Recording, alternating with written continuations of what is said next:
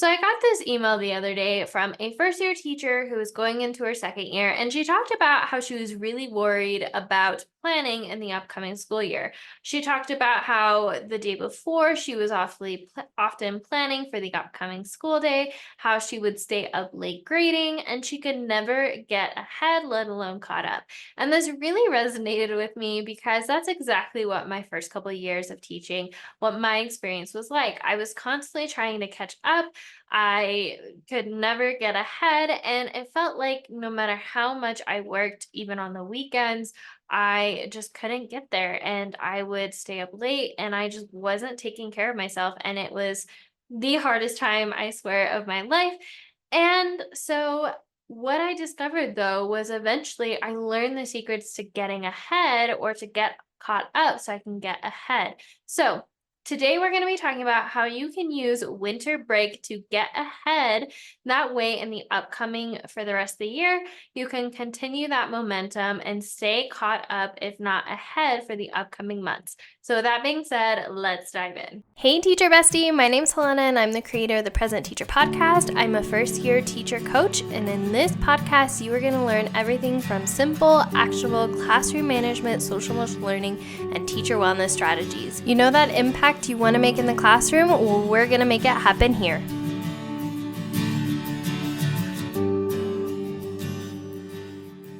All right, so let's talk about how you can go about getting caught up over winter break so that way you can start getting ahead after. So, the first thing you're going to want to do is you're going to choose one day of winter break to lesson plan.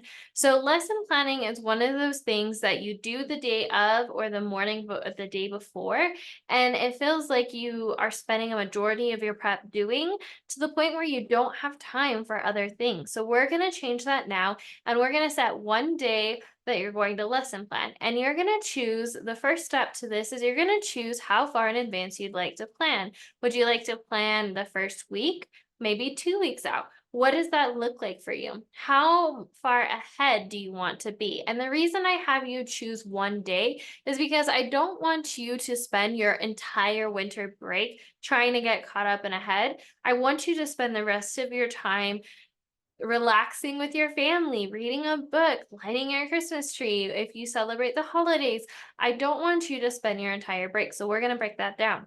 So you're going to choose a day that you're going to get caught up on lesson planning and you're going to even get ahead. Choose how far you're going to get. 1 week, 2 weeks, one day, 5 days. What is that for you? And then after you do that, I want you to think of how long is your prep for. At my school, our preps are 40 minutes. So what I'm going to do is I'm going to go to set a timer for 40 minutes, or I'm going to go to Pomodoro or to YouTube and type in Pomodoro timer, and I'm going to do 40-20. And so what I'm going to do is I'm going to start the timer, and I'm going to try to lesson plan for 40 minutes straight. And I'm going to try to get as far as I can in those 40 minutes. After the 40 minutes is up, I'm going to stop. And when it says take a break on my Pomodoro timer, I'm going to take a 20-minute break. If I have a 50-minute prep, I might do 50 minutes and a 10-minute break. You get the idea. But I'm essentially mimicking what a prep would look like. And after I do, let's say, one set of 40 and 20, I'm going to do a second set and a third set until either A, I reach my goal, or B, until I do like 3 and I'm pretty done for the day.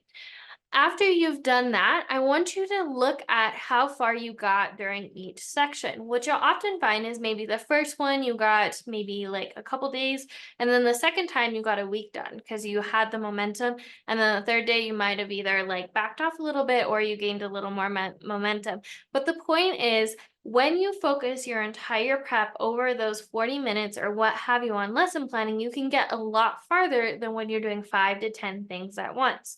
So take note, when I go on my prep, I can get this far in advance. When I did this activity, I found that I could get about 1 week in advance done in 40 minutes for reading and math, for example. So I made sure that on my prep, I gave myself 40 minutes to get 1 week ahead. So with that being said, after you've done this, you've set a goal for how far, you chose a day on your winter break, you're going to focus on lesson planning.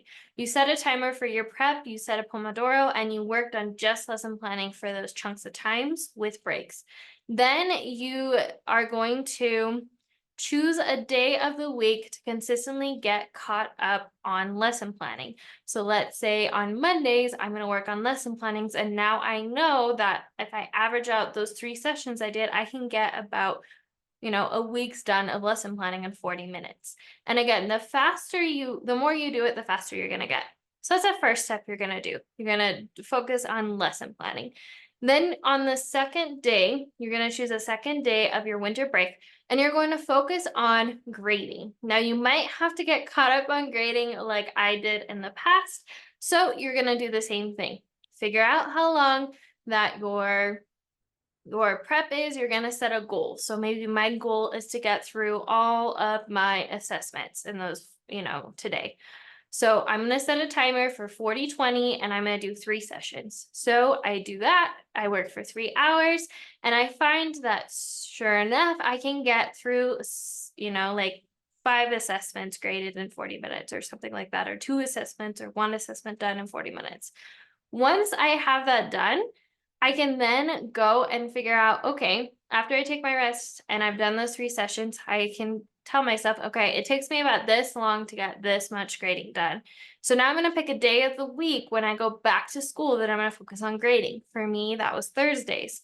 So I chose Thursdays because I noticed at the beginning of the school week during my prep, the first day I had this energy. I could use the brain, my brain was there, but by Friday, my energy level and my mental capacity went down. So grading is something that doesn't necessarily take a lot of mental capacity, so I put it towards the end of the day.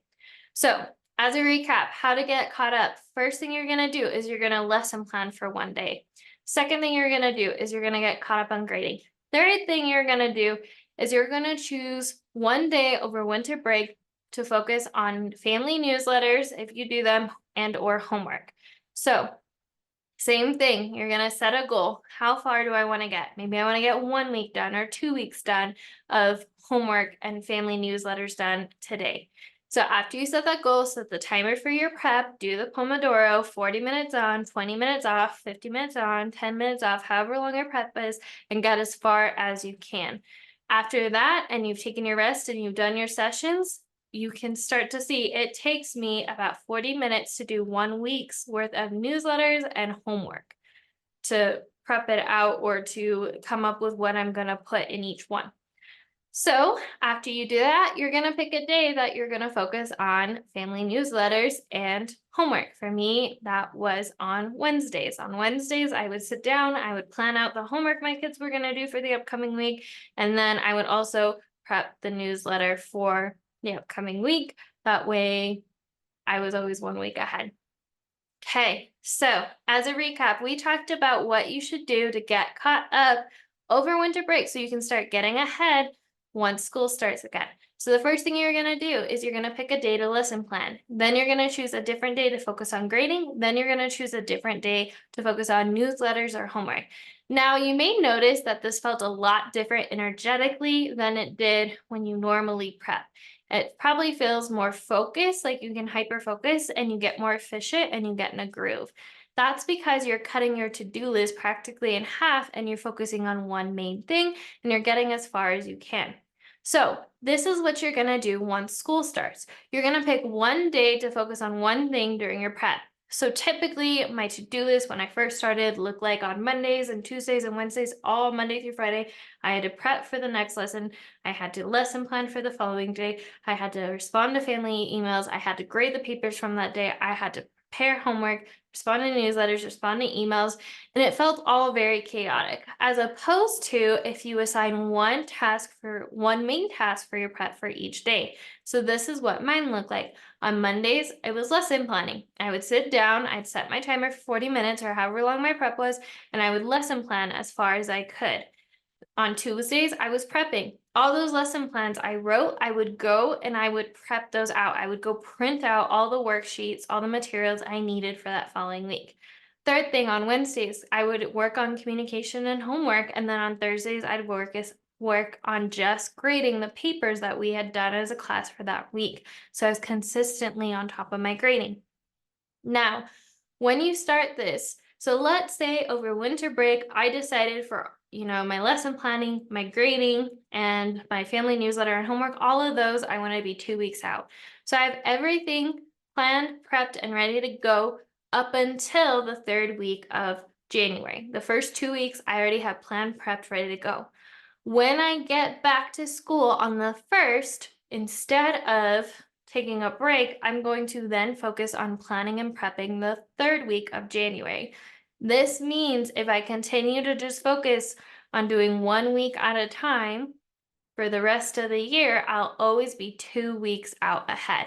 I'll be, on the first week of January, I'll be focusing on the third week of January. On the second week, I'll be working on the fourth week. There will always be a 2 week gap in between where I am and where I'm planning and prepping. This means that when you get sick, when your prep is taken away, when an emergency happens, that's okay. You have a buffer.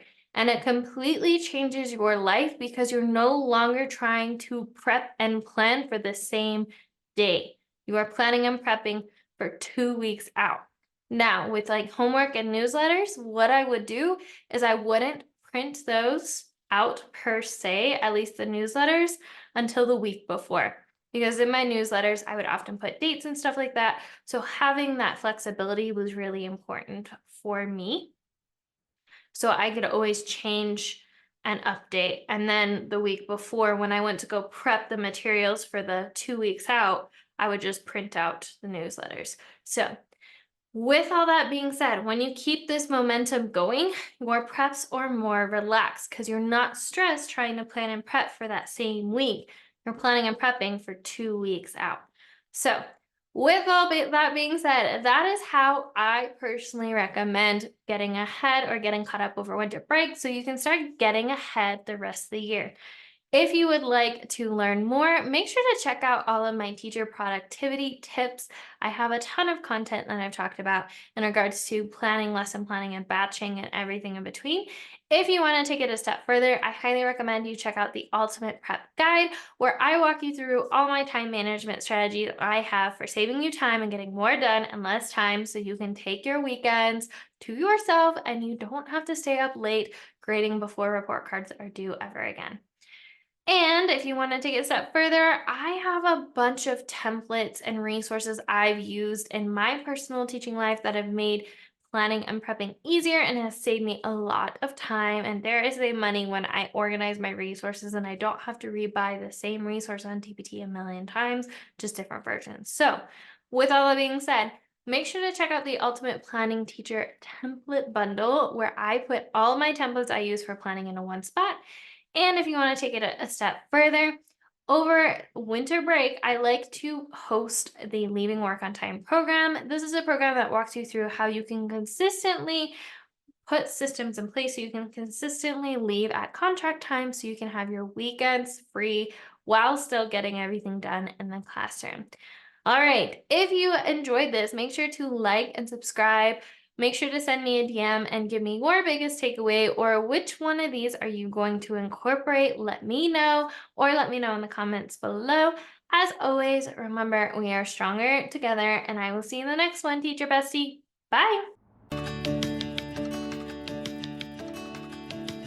Thank you so much for joining me on today's episode. I hope that you were able to take away some value that will help you thrive inside and out of the classroom. It would mean the world to me if you could take 5 seconds right now and leave a review on this podcast. And if you found this podcast especially helpful, make sure to take a screenshot of this episode right now and tag me on your socials to let me know you're listening. As always, remember that we are stronger together with all the love in the world. Helena, aka the President Teacher. See you next time, Teacher Bestie.